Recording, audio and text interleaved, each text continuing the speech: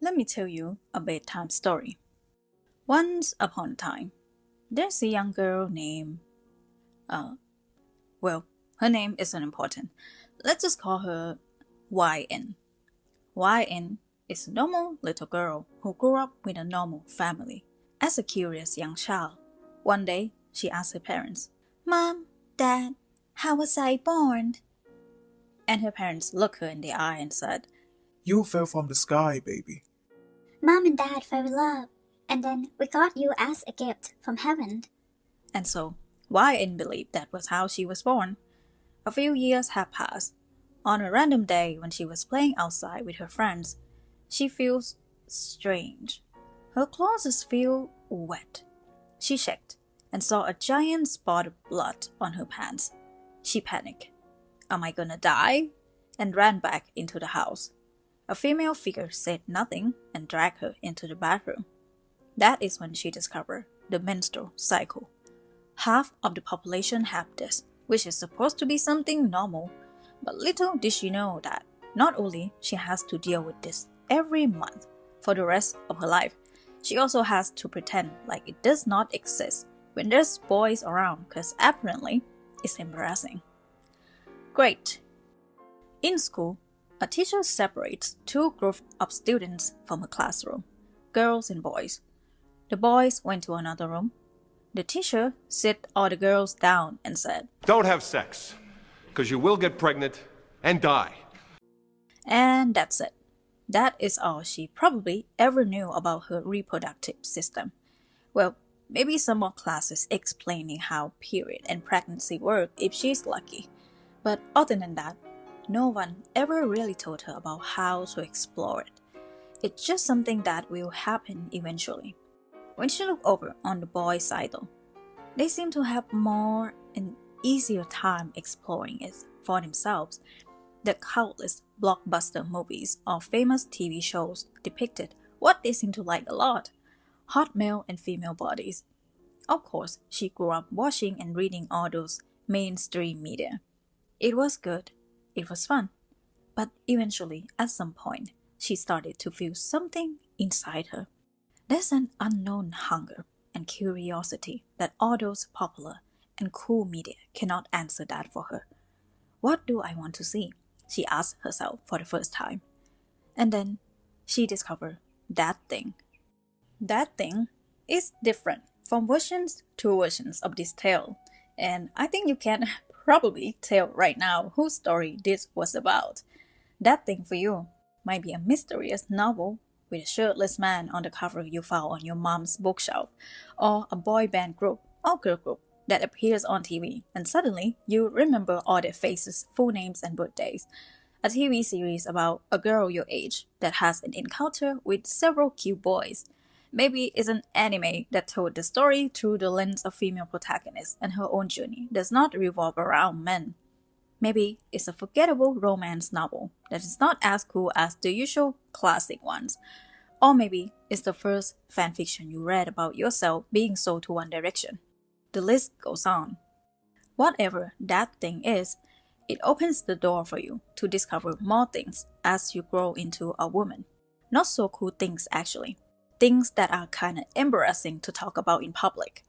But on your journey to feed that hunger in private has brought you and me, all of us, together here like the Great Assembly, under the Holy Spirit of higher beings watching us, appreciating 5 3D hot men in 𝘵𝘩𝘠𝑗𝘀 outfits, moaning and whimpering for us. Amen. But as the usual tale goes, every great story comes with the antagonist.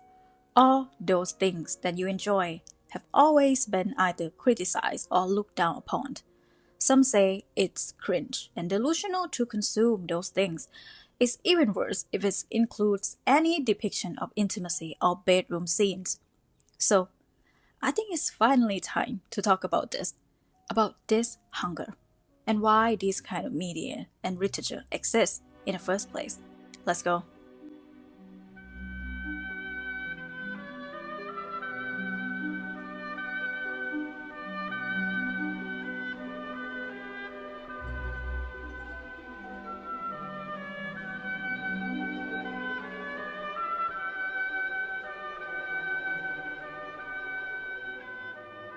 Since the beginning of filmmaking, when we take a look at all the famous TV shows or movies that have some sexy scenes, the way they depict the scene most of the time feels objectifying. Like, it's so obvious to us viewers that there's a straight man standing and watching behind the camera, The female body and her performance in the scenes become the main focus. Her character was just something pretty to gaze upon and look at rather than to understand. These intimate scenes make you feel uncomfortable instead of connection. Then, over the past few decades, we saw the shift to a more family-friendly kind of story on screen on a lot of big-budget movies, especially in Hollywood. Less kissing, less intimate scenes, and less expression of sexuality. But what we got as a compensation instead is a lot of beautiful, picture-perfect looking faces and bodies, both men and women on screen. Sure, they look hot, but none of them are sexy. Then came the new surge of mid-budget movies and TV series. They are not just only steamy, but they have tension. They feel more intimate. They feel sexy. The story didn't feel like we are watching the world through the lens of straight men. And these stories, they are more popular with queer people and women. Alongside these media on screen, we also see the biggest wave of romance, spicy novels that dominated the publishing industry for the past few decades. They are, again, made for women. All the most famous and relevant pop stars today are women who wrote songs in POV of being a woman and sing about sex openly, and their fan base are mostly queer people and women. With the growing popularity of these female-oriented media, pop culture and literature, it's a no-brainer that other entertainment industry would follow suit in their marketing. The gaming industry has been centered around male audience for a long time, finally make the move. And like we all know, the recent biggest success for the female audience game is no other than Love and Deepspace, that take the classic romance dating sim otome formula to the next level. It's romantic, intimate, immersive, emotional, engaging, and very sexy. Since the official release of the game in 2024, Love and Deepspace had been sitting on the top spot among gacha games with a total lifetime revenue of approximately $1 billion. For the first time in history, we got to see women interacting and enjoying spicy media made for them out in the open. We also have been hearing a lot of criticisms, mostly from men, expressing their so-called concern in a condescending or mocking tone. Some of them scream at the top of their lungs, Women are addicted to good game. Alright, calm down, Jonathan. I'm gonna hold your hand when I say this. This is nothing new. Women are hungry. We have been hungry for longer than you think.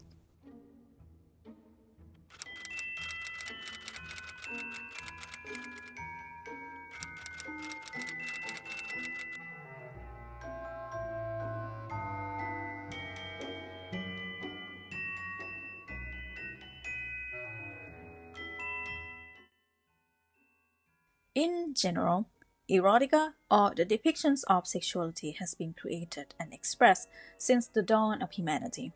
They exist in every single civilization and culture worldwide, from prehistoric cave paintings to sculpture, literature to theatrical drama.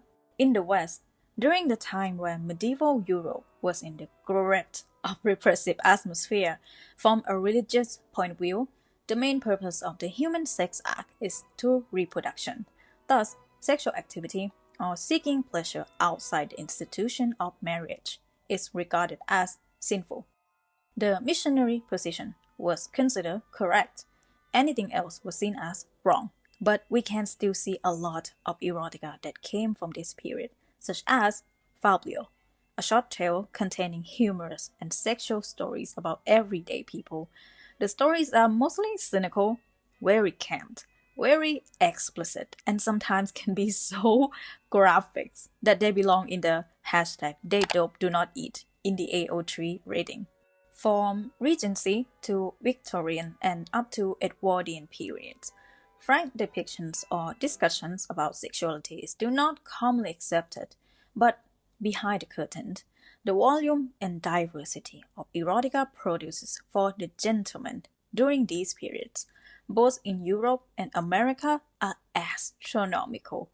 They are not that hard to obtain, especially in areas like brothels, burlesque acts, French peep shows, red light districts, and adult entertainment areas. Now, I want to take you guys for a detour to the other side of the globe a little. We are going back to where this 𝘠𝑦𝘮 game originated from, ancient China. During the Han Dynasty, which was considered the golden age of ancient China, China has developed 𝘂炯笏, or the art of bedchamber. It's a comprehensive guide and research about sex education, according to Professor Li Fengmao of the Chinese department at National Chengxi University. The rise of 𝘂炯笏had much to do with the emperors. He points out that most of the Han emperors died young, combined with the fact that the emperors had large numbers of concubines. The physicians suggest many methods for bedroom use intended to help them produce healthier offspring and improve their own vigor. Thus, the art of bedchamber has become some kind of guide for men to use during that era. Part of the knowledge also was transmitted to Japan, where it was called 𝘰𝑗𝑚po, or remedies for the heart as well. The content of 𝘂炯笏 range from the most suitable age for marriage, frequency of the activity, to techniques and postures, the female response, conception, practices to be avoided, treatment and herbal remedies, and so on. Although originally 𝘂炯笏 was a way to improving health to be practiced by men and women alike, but it can't be denied that the most common practice of 𝘂炯笏was to use yin to straighten yang. It was even sometimes referred to as the art of using woman. The key concept is that females are a potentially inexhaustible source of yin qi, or feminine's life force energy. Males, by contrast, are always in danger of exhausting their supply of yang qi, or masculine life force energy. It's believed that anytime the male release, they are losing their yang qi, or their life force, leading directly to premature aging, disease, and death. In contrast, female arousal and release are believed to generate a vital essence known as yin-ye, or yin fluid. This fluid is conceptualized as an external resource that can be absorbed by the male to supplement their own vitality. The Dutch sinologist Robert van Gulik described this unequal method of obtaining fortification as sexual vampirism. Guys, the femininity gurus were right. They were right all along. Men have been siphoning our feminine energy since the dawn of time. Aside from the art of bedchambers, there are erotic art contain explicit drawing called spring palace pictures that were one of the tools of education to keep two newlywed couples. Zhang Hangs, a scientist and poet of the Eastern Han Dynasty, has a line in his poem Song of the Same Voice that reference newlywed couples viewing these images together. Clothes are removed and the cosmetics wiped off, and the pictures are laid out on the pillow. The plain girl is my teacher, and the posture is great in 1,000 aspects. From all these examples, we can see that, yes, erotica has existed in human culture for a long time. But one big elephant in the room is most of the main targeted consumers for these works are men. It was made around men, by men, and for men. Women only exist in these pieces of work as an object or product to sell. Also, you think one of the world's oldest love poems was found back in Mesopotamia. It's an ancient Sumerian cuneiform tablet that contains erotic poem to be sung by female priests to King Xusen on his wedding. The poem expressed her ardent desire and longings for King Xusen, drawing heavily on imagery related to honey and sweetness, as the following: Bridegroom, dear to my heart, goodly is your beauty, honey sweet. Lion, dear to my heart. Goodly is your beauty, honey sweet. Around the 7th century BC in ancient Greek, Sappho is among one of the greatest poets in history. Her poems are well known as a symbol of love, desire, and longing from a woman to another woman. Sappho expresses the intense physical sensations she experienced in her works, like faltering speech, fire to the veins, temporary blindness, ringing ears, cold sweat, trembling, all of which are familiar to anyone who is ever fallen in lust. In another poem, Sappho describes adorning a woman with flowers and reminisce wishfully about how, on a soft bed, she would quench her desire. These are the confessions of a woman who understands the uncontrollable infatuation. Respectively, the English words sapphic and lesbian that derive from her name and her home island have become what we call women who are attracted to women today. And are we surprised that it was a woman who invented yearning? And remember the spring palace pictures that I told you earlier? Some scholar of folk customs also mentions that the village near Tianjin was famous for producing erotic prints, and these prints were all the work of women and girls of respectable families. Thus, they acquired the title Daughter Spring Pictures. I can't believe we already have not safe for work female fan artists in the old days, guys. During the Ming and Qing dynasty, one of the well-known erotic poem called 𝘊𝑉𝒂𝒑𝒕𝒆𝒔 told one of the story in which the hero buys a collection of erotic art to give his wife, indicating that such collections of erotic drawings could be freely bought in the marketplace. It was also common to give your wife an erotic drawing as a gift. Some writers also reported that there are wealthy women fond of commissioning anonymous professional artists and artisans to produce erotic art. But yes, of course, all the involvement of women must be discreet due to the society expectation of women in those periods. Going back to the West, the female expressions of desire are even more subtle, and it came in the form of romance novels. One of the most well-known pioneers in this genre is none other than Jane Austen, who published Sense and Sensibility in 1811, followed by Pride and Prejudice in 1813, which has been called the best romance novel of all time. In the same period, there was also the birth of a new subgenre called Gothic romance, my personal fave. Gothic romance has actually begun to develop its own subgenre since 1790, when Anne Radcliffe's A Sicilian Romance was published, and later in 1847, after the publication of Charlotte Bronte, Jane Eyre were released. The romance novels became a popular piece of literature for women to read at the time. Of course, these novels are not the first romance to ever be written in history, but what separates them apart from their predecessor is they are written by women, for women, and about women. These novels reflect the desires of the readers at the time, a story about female protagonists who are either defying social convention or overcoming personal struggles in pursuit of their own happiness.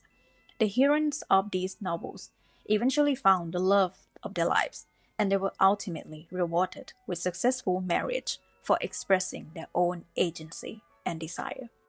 These stories for the woman became a form of escape and inspiration. Now, at this point, you are probably raising an eyebrow at me saying, "Girl, are you crazy? How is Jane Austen novel considered erotic?" Well, yes, even though all the romance novels in this era contain little to no intimate or spicy scenes, men were still not happy. Are we surprised? The concept of romance novel and its fleeing power for women seems like it should have been a great thing, but that wasn't the consensus of the time. Men did not view these changing ideals positively, saying the books set unrealistic expectations for them. Books like Pamela, written by men, upheld the ideal of virtue being pure and sacred. The romance novels written by women seems like Erotica in comparison, disrupting the innocent nature men wanted women to have. Alas, The romance novels written by women, for women, about women continue to evolve throughout modern society alongside the evolution of women's freedom and liberation. It does also help that the publishing industry sees the money flowing in the wallet for publishing novels written by women, but it's still worth noting that to this point, mass-marketed romance novels feature very little sexually explicit material. All these novels still only explore mental and emotional aspects of female desire. It's not until the 70s, the arrival of the new controversial romance genre, bodies ripper.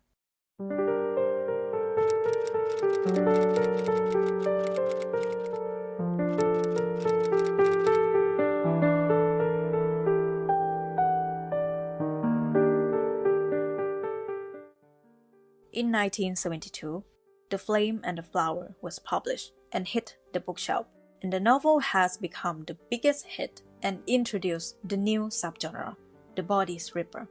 The genre changed how romance novels can be like and how much the female authors can push the boundary.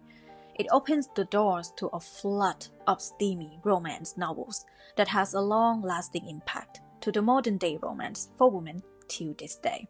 But although revolutionizing, we can't ignore the problematic aspect the bodies ripper romance has brought with it. The name already suggests the meaning of this type of novels.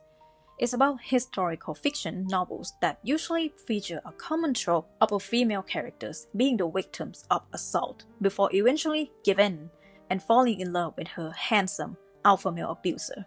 Horrifying as it is, this trope has been widely spread into other mediums, such as 80s to early 2000s, josei manga, romance, drama TV show, and female-oriented novels in a lot of languages. I know, it's easy to judge these kind of work as trashy without fully understanding the context of the time. According to this video by Modern Girls, in the early 70s in America, second-wave feminism was beginning to reshape women's lives. They were finally able to get divorced and open bank accounts under their own names. There is a newfound level of independence. But the mainstream cultural narratives around love and desire continue to frame sexual fantasy around the male gaze. In a world where women's sexuality was still highly controlled in the mainstream media, the bodies ripper offer a way for women to explore their sexual desires for the very first time.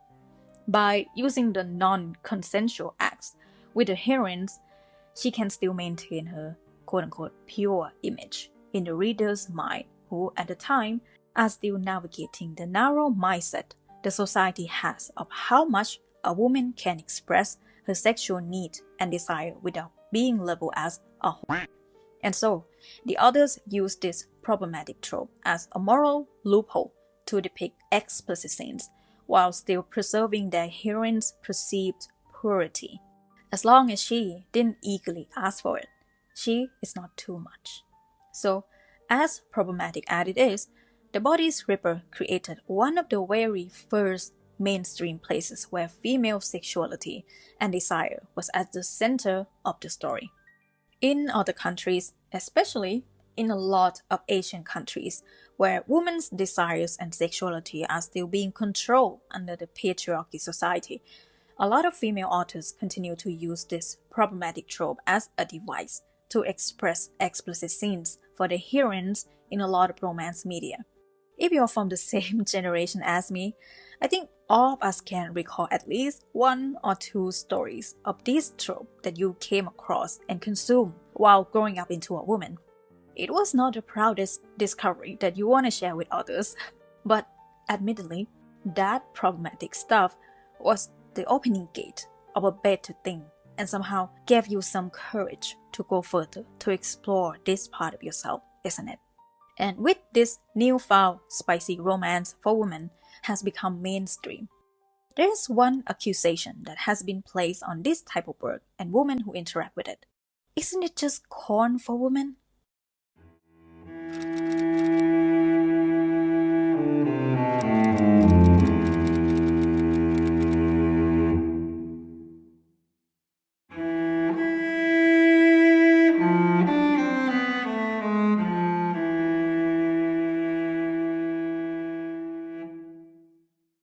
One of the biggest pet peeve I have that always pisses me off all the time when I hear it is when men, and sometimes women, called any medium made for women with any amount of sexual depiction, this is just corn for women. First off, I'm not going to deny that there is not any corn for women. Oh no, you're wrong, because women don't watch corn, because it will ultimately defeat the purpose of this video that I'm making. Women have desire, and our desire is valid and deserves to be answered without being shamed for it. Let's start with, what is the difference between erotica and corn? There's no biblical definition of what is considered erotica and what is considered corn. Throughout history, and how humans perceive sexual expression has changed.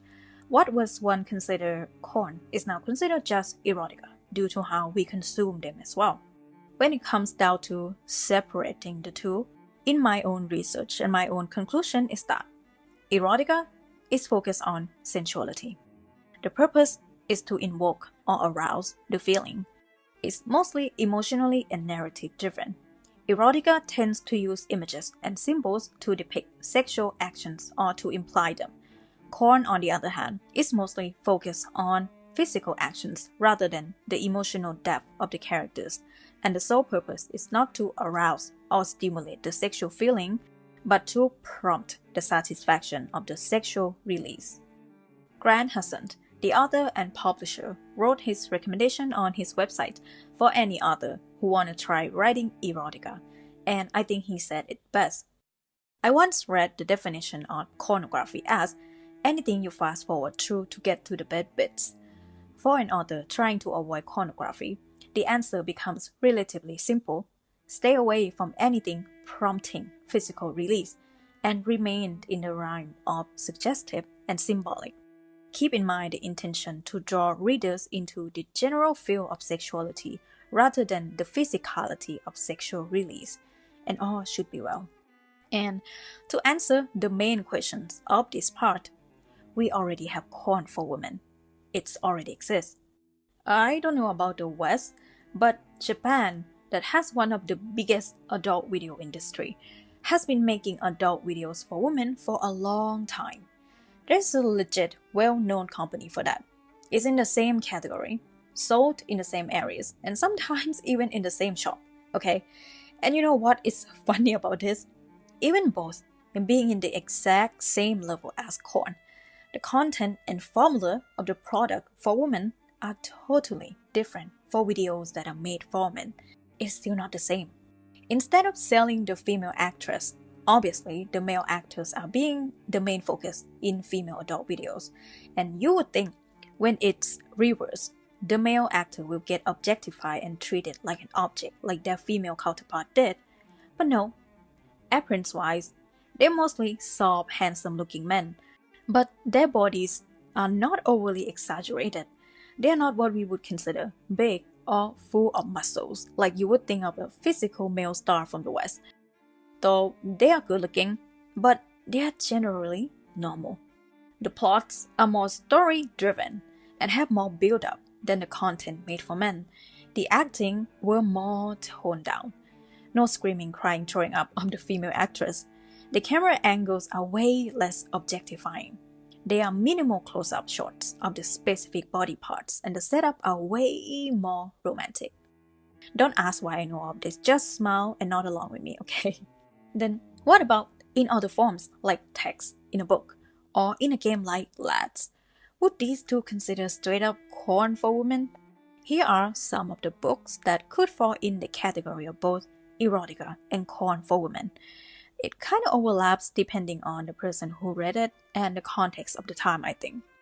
In my own personal opinion though, I don't think any of these books are corn, because even though these novels contain and revolve around sexual and explicit scenes, the emotional and psychological aspect of the characters are still the main focus of the stories. And I have read real nasty one-shot smut or nasty magazines. I met my hot widow next door kind of story that are made from it, by the way. Compared to these books, the difference are day and night. Now, let's talk about the main culprit, the spicy romance book. When we compare these spicy romance books with the previous actual erotica novels, we can already distinguish the two. They would not be put in the same section of the bookstores. I'm going to use an example from the most popular and well-known woman smut book, like A Court of Thorns and Roses series. Now, I am aware of how many people criticize this series for the bad writing, okay? But it's not the main argument here. I get that. A lot of these spicy romance books, most of it got criticized because of the bad writing and other problematic stuff, which is a really valid criticism to have. I myself isn't a fan of any of these books. They're not my cup of tea. But to criticize it for having explicit scenes and calling it corn book for women is where I have a problem with. My point is, while books like these are full of violence against women, assault, explicit scenes, misogyny, sexual exploitation, never once they got labeled as corn for men. It's the opposite. These books are considered classics. The explicit scenes in this book are commonly perceived as provoking or realistic.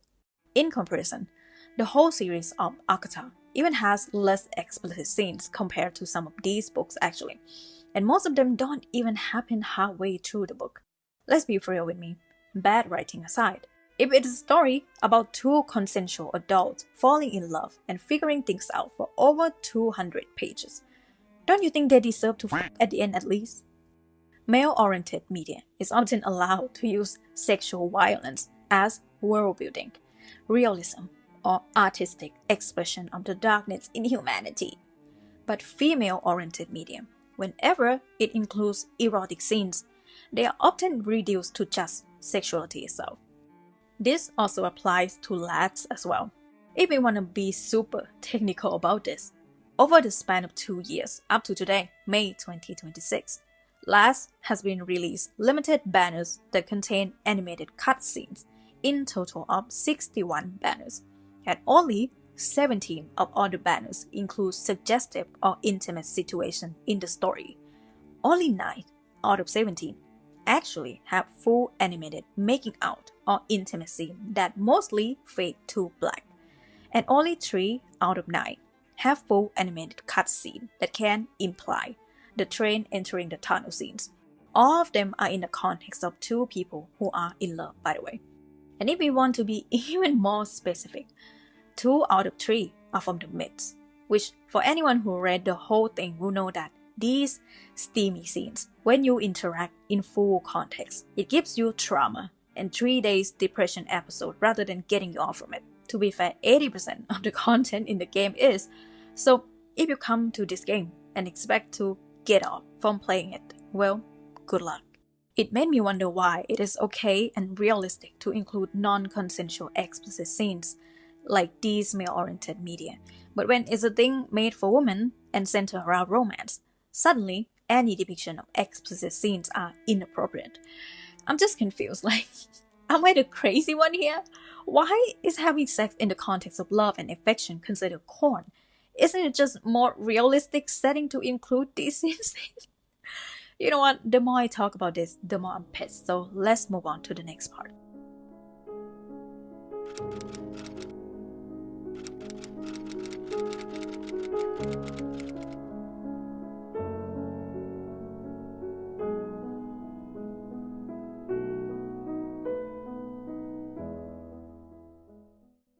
I want to refer back to the part where I talk about trashy romance and how the theme of that problematic romance influenced the romance media in my own country a bit.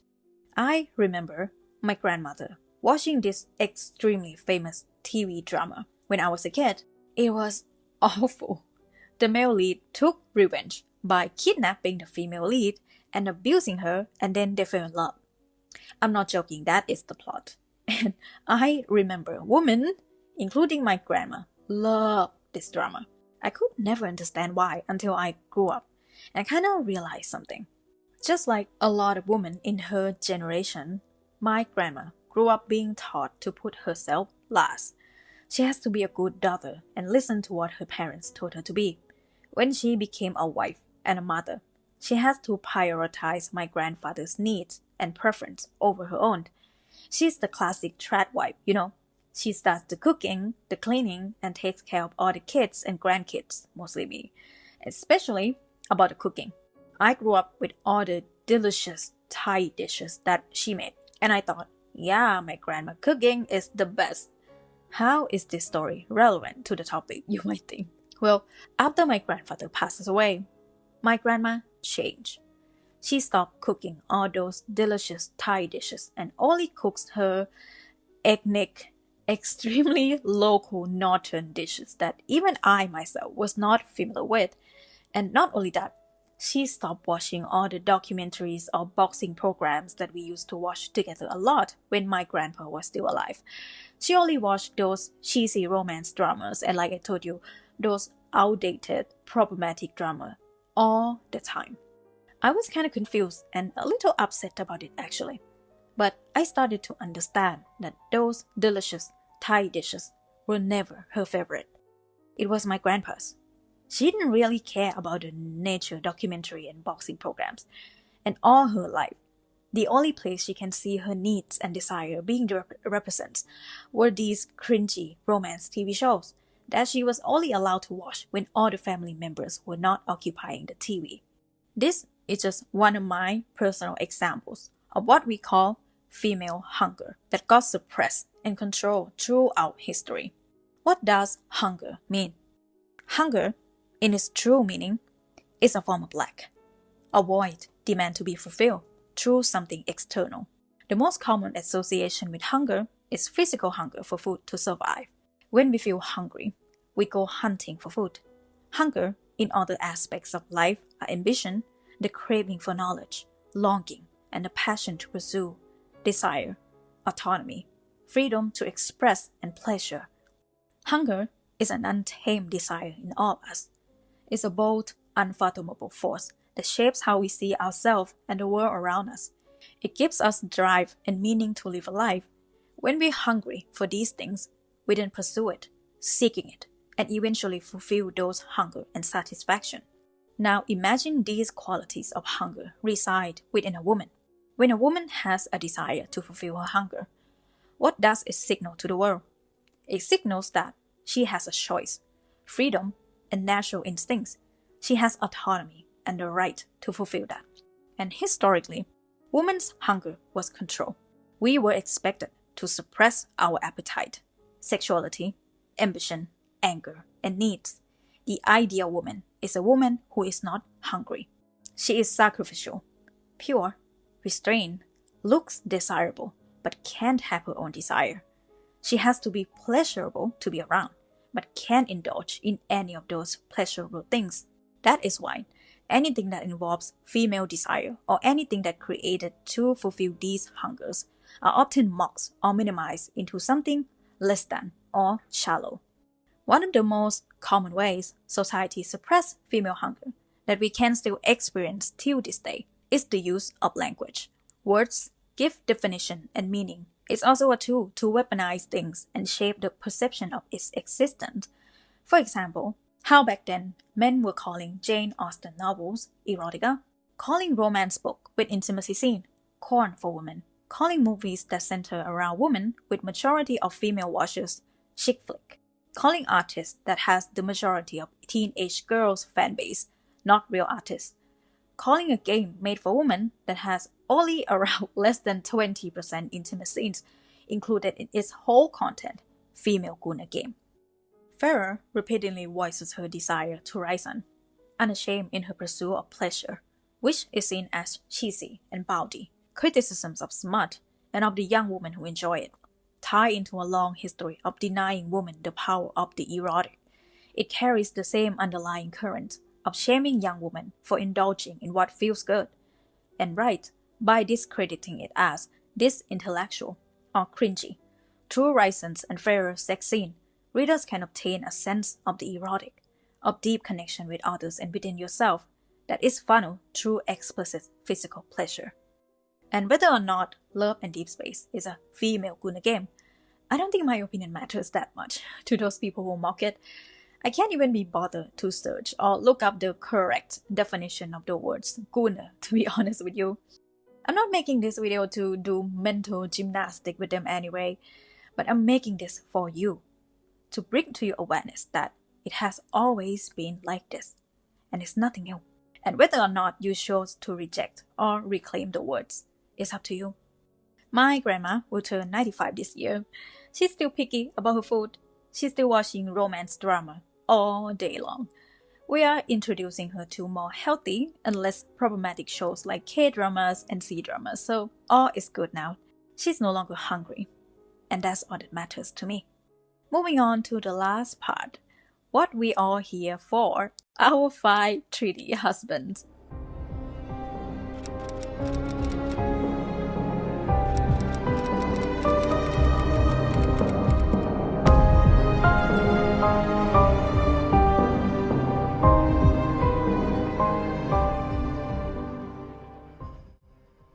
There are some men losing their minds and pointing fingers at us. These fictional men are shirtless and have abs, and women are gooning over them. See, you're objectifying men. You're no different from us. Therefore, this is a gooning game for women. Okay, listen to me, Jonathan. It's true that these fictional men are beautiful and sexy as hell. And yes, we love fictional men with big boobs who take a shower, and we love to fawn over them. But we are not the same. It will never be the same as the way you objectify women. So let me tell you about the female gaze. If you want to talk about looking at the body, the gaze itself, the male gaze inspecting woman will never be the same as the female gaze inspecting male body. Because of one thing, power and the threat of violence. I'm not the one coming up with this conclusion, by the way. Thanks to this video by Manifest Al that talks about the trend of catching prints and the discussion about the objectification of male's body. And she said, the power distribution in the act of gazing is absolutely not the same between men and women. Women have this very real observation and sentiment that men are scared of being rejected by women, like it's their greatest fear. But women are scared of being harmed and unalived by men. That is our greatest fear. There is always a threat of violence attached to the male gaze. And obviously, not all men are violent. And yet, the threat persists. So, to be gazed at and perused and assessed and even commented on is oftentimes a terrifying experience because of the threat of violence this male gaze carries. You never know when looking or staring or gazing or monitoring you on hidden cameras or tracking you with air tags will turn into touching and harming and unaliving. And so the threat is always there. Women literally fear for their lives when they are perceived by men. Got it, Jonathan? So please don't even try. But also, I can understand from a male perspective when seeing this game from the outside. When you don't play the game, when you just know about the game from these less than 3 minutes animated scene, you'll probably come to the conclusion that all female gaze was about, but it is not. So any men who watching, listen up, I'm telling you a secret, okay? Ideal men through the female gaze are less about looking as hot as possible for women, but more about answering to female desire. The kind of preference women have been ridiculed for ever asking in a partner. Sure, these men are beautiful, which is nothing women need to be ashamed of if we like it, by the way. But what truly makes this game successful is actually the female gaze through the relationship. The storytelling and the relationship in lads is powered by the female gaze, which caters to a female fantasy that revokes the male gaze. People often thought the female gaze is the male gaze, but switch genders, which is so wrong. What I mean by that is, while the male gaze is often objectifying, reducing women to mere sources of gratification, the women existing in the male gaze are often required to be powerless or passive to empower the man. Her beauty is the most important thing about her whole character. Or even if she is somewhat powerful, she has never been allowed to be more powerful than the hero. It's often just her potential, and that's it. The men exist in the female gaze, on the other hand, are the one who is in his own power. It's almost always a requirement, actually, for a man in female fantasy to be capable in some ways. Or the love interest in lads, alongside their beauty, are given their own strength, backstory, weakness, and struggle. They are the ideal man who have their own agency and desires and boundaries, not just a mere eye candy and some passive male characters to make us feel empowered like what the male gaze is to the female characters. While the male gaze is often dehumanizing woman, the female gaze humanizes her man.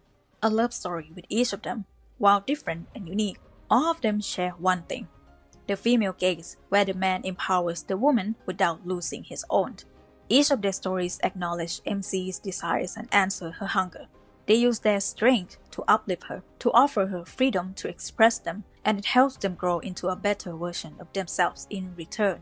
It's a pleasure found in a relationship that is mutually beneficial, mutually liberating between two genders. That is why a lot of Hollywood movies, when they try to cater to female audience and try to make the story empowering for women, most of them fail miserably. Male directors who only know how to approach the story to the male gaze, they thought women feel empowered the same way they do. So they just flip the genders and call it a day.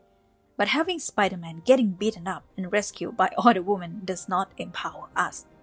Side note, the male gaze does not always equal bad, by the way. There are a lot of amazing stories that were told through male's perspective without objectifying or disempowering the female characters. And I believe that we will see a lot more improvement in storytelling in the mainstream media for men in future as well. So yeah.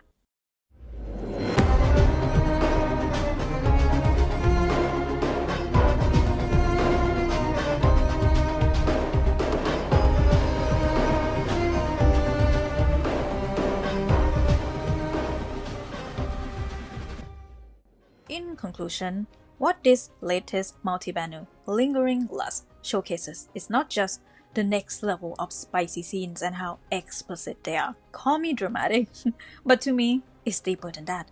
Like I said in my community post about this banner, when I finished reading all the cards, I felt kind of relieved and weirdly emotional.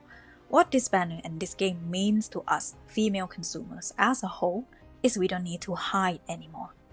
Quick economy / marketing 101 class, guys. What we have right now that the woman before us did not is the law of demand. We have the power now to request or dictate what we want to purchase or support with our resources as a collective. We are a really powerful demographic that the market has ignored for far too long. We have the right for education. We make our own money. We have freedom to pick and choose what we want to give attention to like never before. We can openly express our own hunger that has been waiting to be fulfilled by the right media for a long time. Thanks to all the women that came before us, who persist and find their very best ways to answer those hunger that leads to what we got today. From the subtle expression of Jane Austen and classic romance novels, to the scandalized body stripper, to now spicy romance novels, and to the main subject of my channel, Love and Deepspace. Each one of them carry their own history and context of how female hunger was answered and accepted throughout history. Some of them were the product of their time and deserve improvement. Some of them are still not perfect and have a long way to go. But in this quote-unquote female Gunner game, we no longer have to watch the subtle eye contact and read between the lines, no longer has to only use tension and toxic dynamics to explore our desire, no longer has to watch our female protagonist being put in a non-consensual situation for her to look pure. She can just want it and have her man answer her needs. She can just be and have her man accept all natural parts of her without having to perform anything in front of any male audience. So when Silas say this line in his card, suddenly I feel like it's not the hot, big dragon daddy that is speaking to us. It's the woman on the other side sending the message. Hey, I see you. In the end, this kind of media, whether good or bad, in their own way, they are proof that female desire has always existed in all of us. We have need and hunger, and there's nothing to be ashamed of. And its existence throughout history is a reminder that we are not alone.